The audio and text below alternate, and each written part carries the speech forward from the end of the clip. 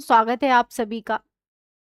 साल 2005 से लेकर 2026 तक समय बदला, सरकारें बदली, मुख्यमंत्री बदले, लेकिन महाराष्ट्र के प्रशासनिक गलियारे में एक नाम ऐसा रहा जो कभी नहीं बदला। तुकाराम हरिभाऊ मुंढे। एक ऐसा अफसर जिसके ट्रांसफर का ऑर्डर जब आता तो नेताओं के दफ्तरों में मिठाइयां बंटने लगती, लेकिन उस इलाके की जो आम जनता है वो सड़कों पर रोने लगती है। 21 साल का कैरियर और 25 बार ट्रांसफर।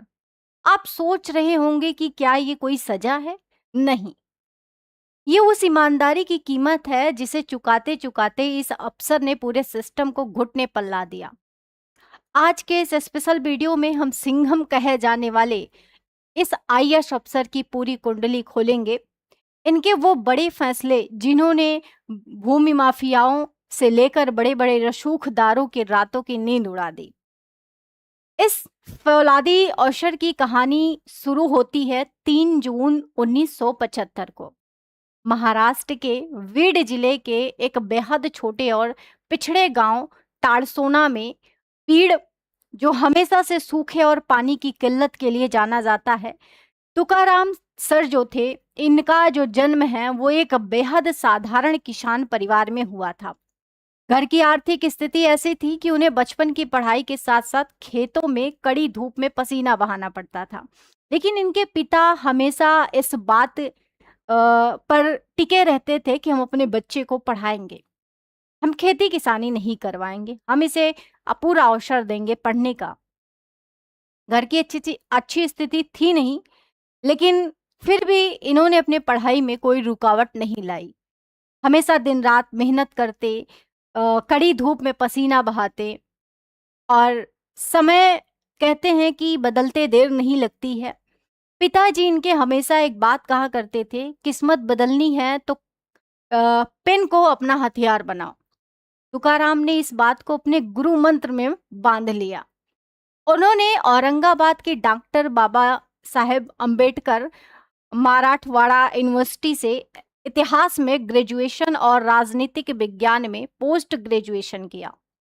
वो कॉलेज में भी टॉपर रहे और यूजीसी जेआरएफ जैसे कठिन परीक्षा भी पास की है। साल 2005 में उन्होंने वो कर दिखाया जिसकी उम्मीद उनके पूरे इलाके में किसी ने नहीं की थी।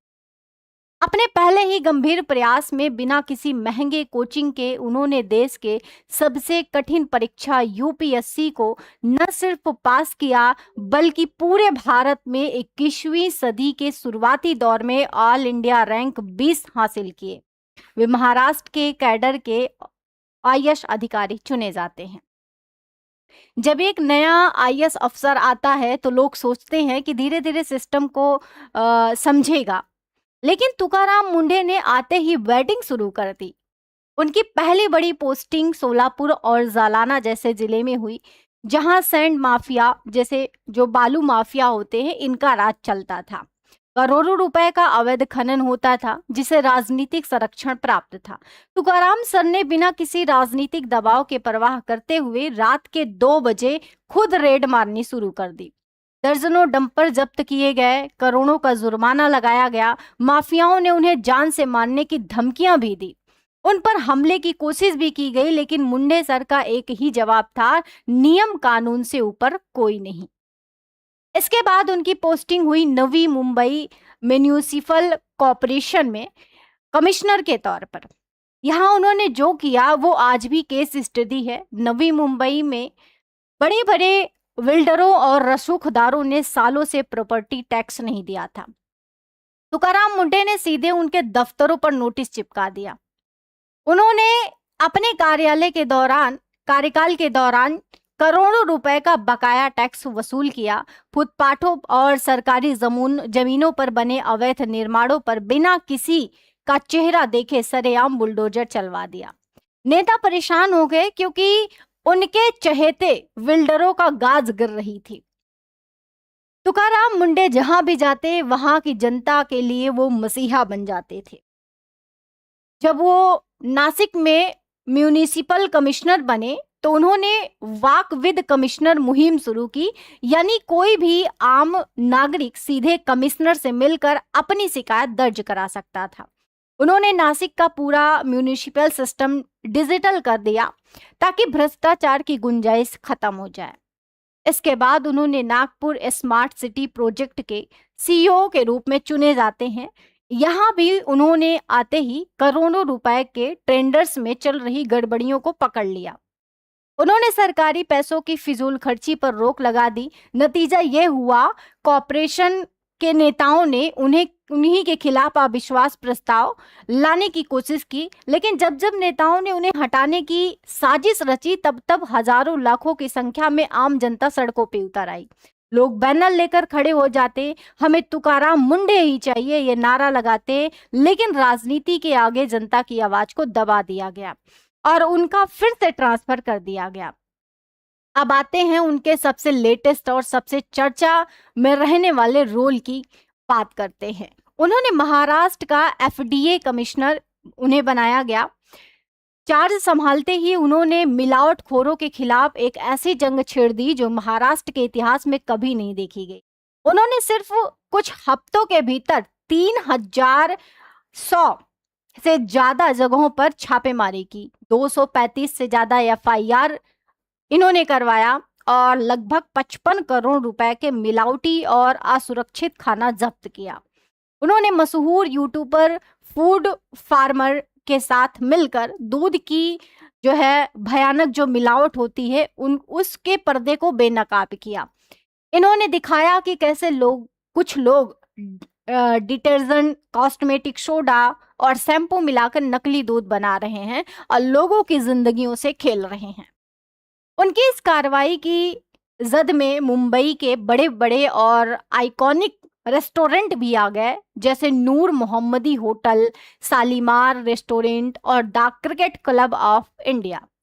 इसी के साथ हाइजीन और पेस्ट कंट्रोल ना होने की वजह से उन्होंने इनके लाइसेंस तक जो है सस्पेंड कर दिए। तभी इस कहानी में एक बड़ा ट्विस्ट आता है। कुछ restaurant association Bombay high court पहुंच जाते हैं। कोर्ट में बहस के दौरान ये सवाल उठता है, क्या एफडीए सिर्फ प्राइवेट रेस्टोरेंट पर कार्रवाई कर रहा है? सरकारी कैंटीनों का क्या है? तुकाराम मुंडे इस सवाल को भूले नहीं।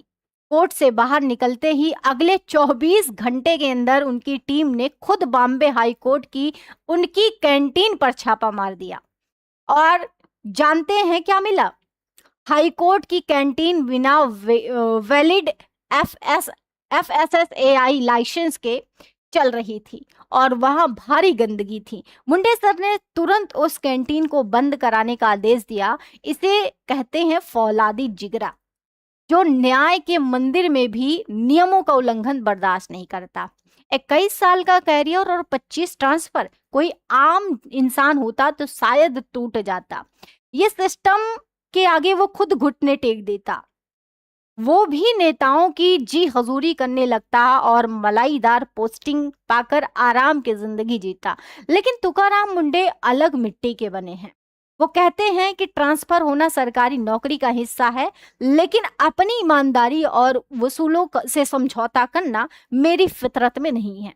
मशहूर उद्योगपति हर्ष गोयनका से लेकर देश के लाखों युवा उन्हें प्रशासनिक ईमानदारी का सबसे बड़ा रोल मॉडल मानते हैं। तुकाराम मुंडे की कहानी हमें सिखाती है कि अगर आपके इरादे साफ हों, नेक हों, तो अकेला इंसान भी पूरे सिस्टम को हिलाने का दम रखता है। दोस्तों, आपको क्या लगता है?